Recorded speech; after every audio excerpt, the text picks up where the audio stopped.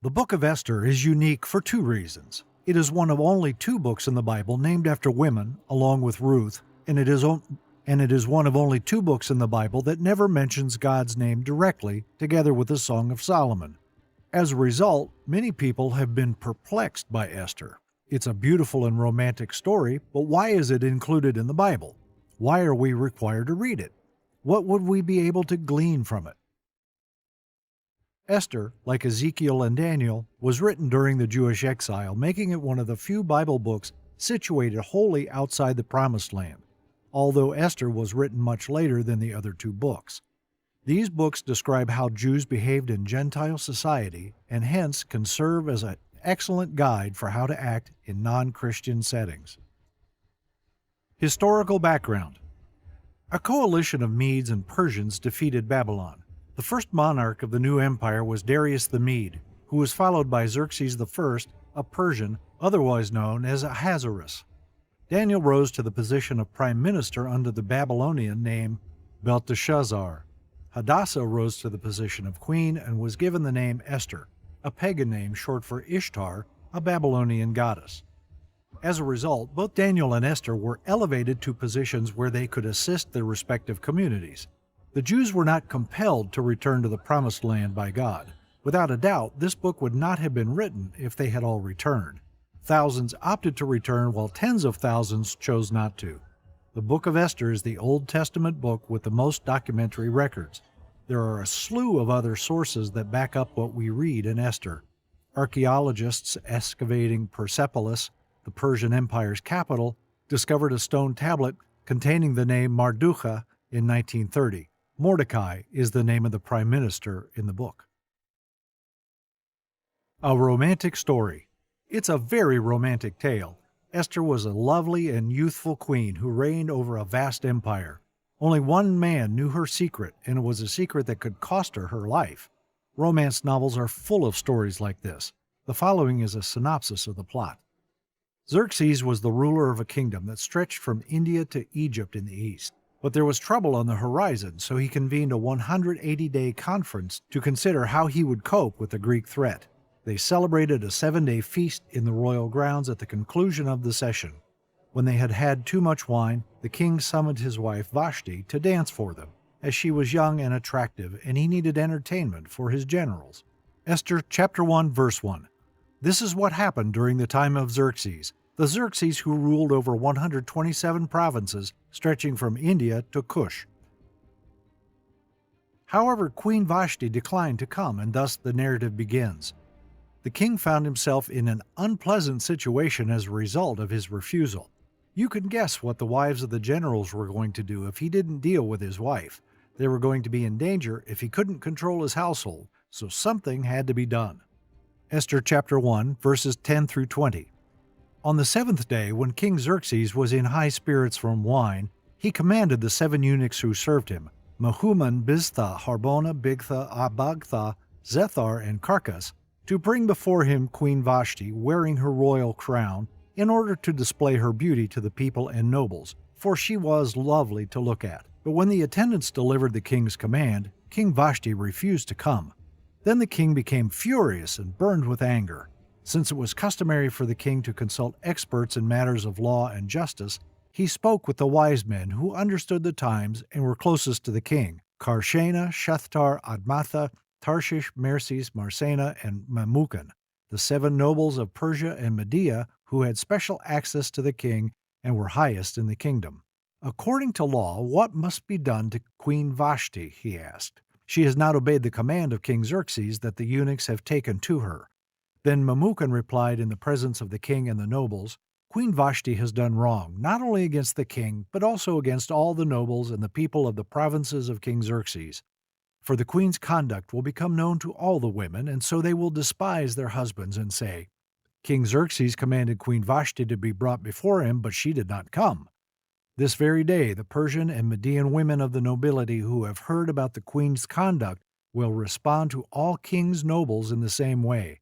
There will be no end of disrespect and discord. Therefore, if it pleases the king, let him issue a royal decree, and let it be written in the laws of Persia and Media, which cannot be repealed, that Vashti is never again to enter the presence of King Xerxes. Also let the king give her royal position to someone else who is better than she. Then, when the king's edict is proclaimed throughout all his vast realm, all the women will respect their husbands from the least to the greatest. He informed her she could never come back into his presence. However, he found his bed to be a little cold and he became increasingly lonely, so someone suggested that he stage a competition, with the winner perhaps becoming his wife. It was a serious matter. Before joining the competition, Esther received a full year of beauty treatment. She triumphed and was crowned Xerxes' new king. Esther chapter 2, verses 17 and 18. Now the king was attracted to Esther more than to any of the other women, and she won his favor and approval more than any of the other virgins. So he set a royal crown on her head and made her queen instead of Vashti. And the king gave a great banquet, Esther's banquet, for all his nobles and officials. He proclaimed a holiday throughout the provinces and distributed gifts with royal liberality. She was from the tribe of Benjamin, which is remarkable given the clan's tough history. Mordecai was her cousin, but she had been abandoned as an orphan. He had adopted her as his own daughter. She kept their connection a secret at Mordecai's request because the empire's Jewish populations were in peril. Despite the fact that she was new to the harem, she quickly became the king's favorite wife. We also notice the position of another man who was exalted in the court at the time as we set the scene. He was known as Haman, and he is the story's antagonist.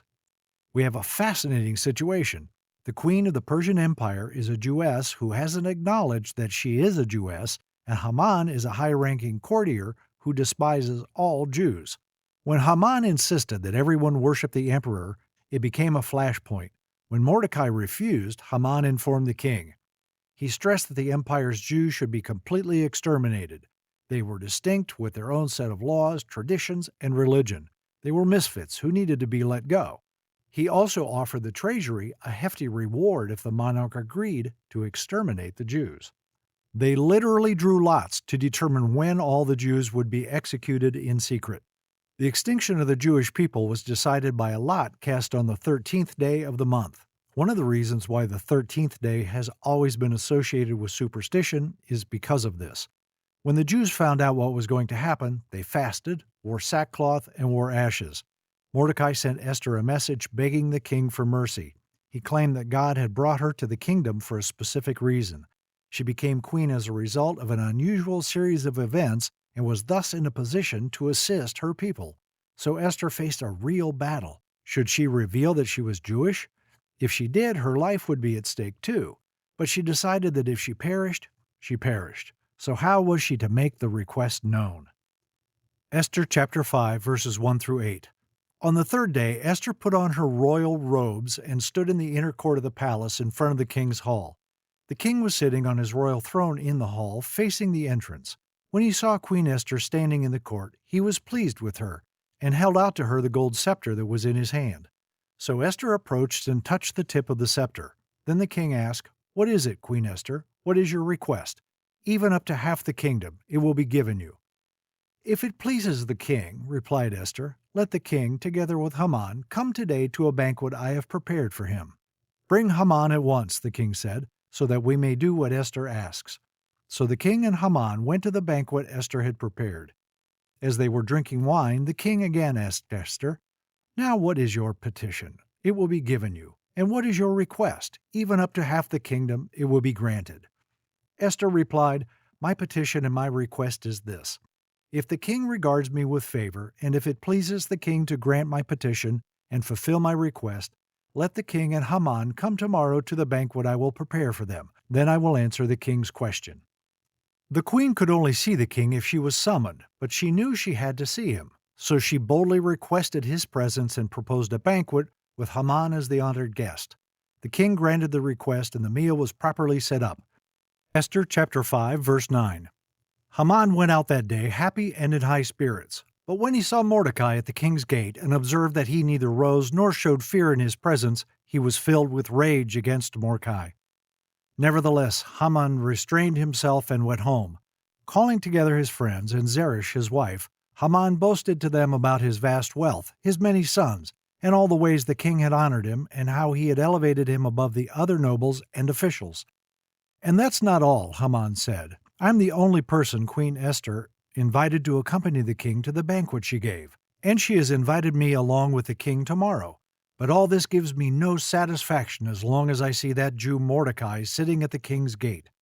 His wife Zeresh and all his friends said to him, "Have a pole set up reaching to a height of 50 cubits, and ask the king in the morning to have Mordecai impaled on it.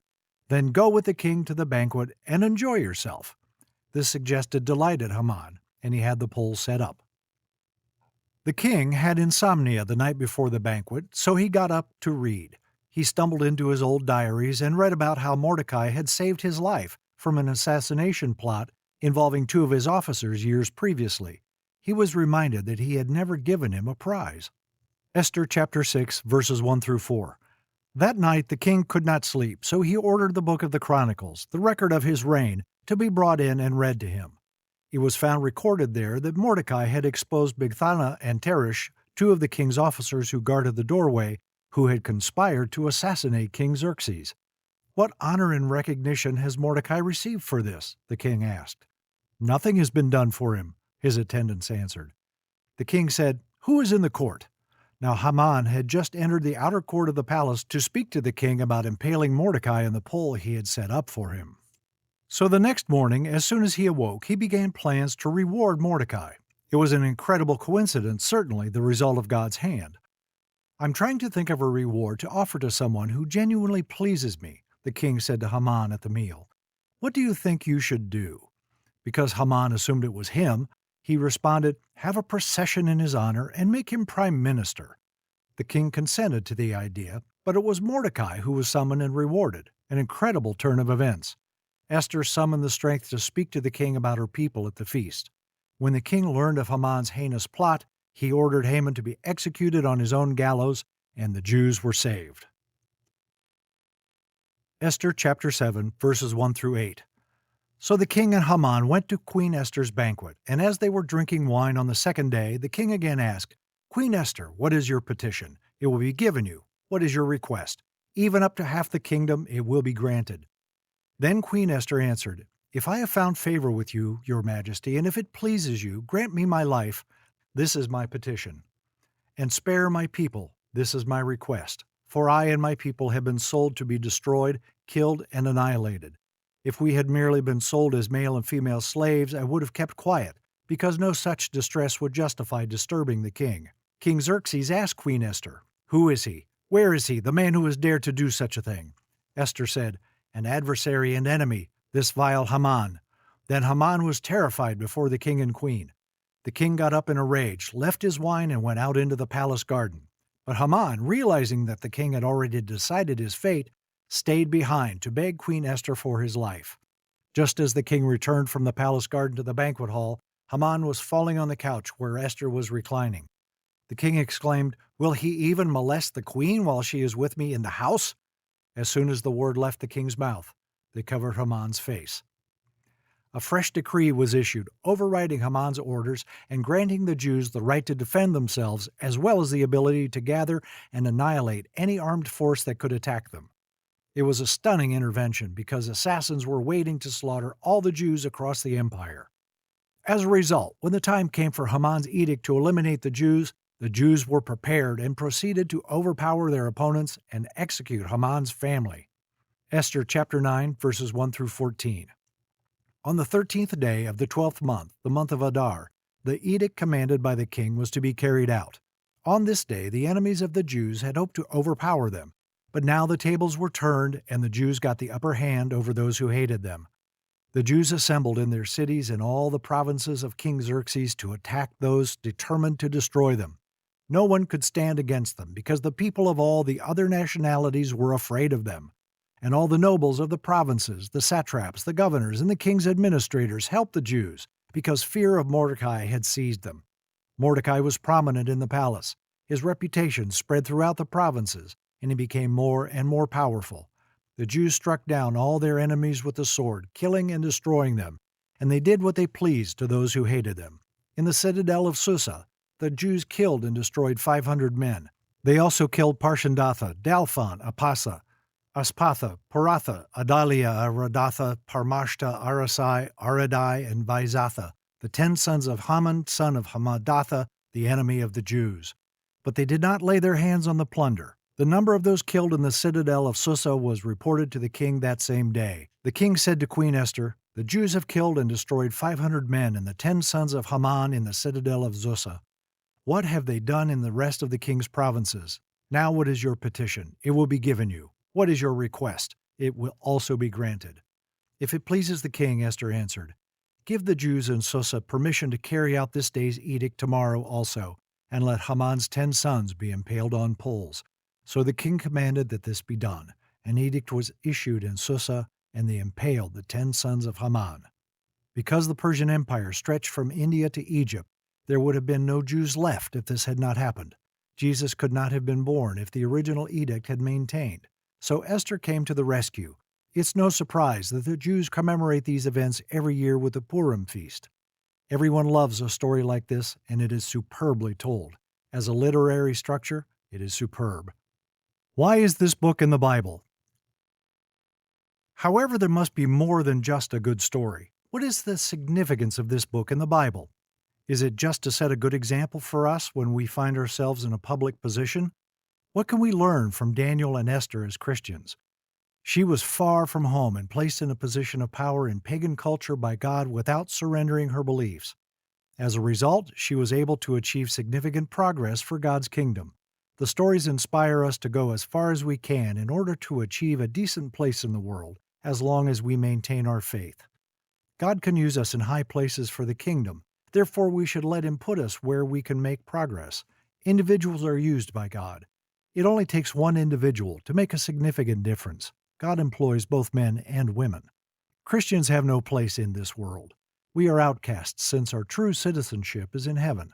We are gradually being weaned away from connection to the world and towards a sense of belonging in heaven. Individuals who preserve their principles and remember who they are can be used by God in the kingdoms of this world. People who are willing to be promoted but not be absorbed can be used by God. Allowing oneself to be absorbed in order to avoid persecution is a constant temptation for Jews and Christians alike. Christians are tempted to act like everyone else in order to avoid being labeled as strange and singled out and regarded as odd. Individuals who are willing to be different, on the other hand, are used by God. Dare to stand alone. Esther was willing to die rather than compromise her faith in God. Men have fallen from God. An example of such is Saul. To watch the fall of Saul, watch this.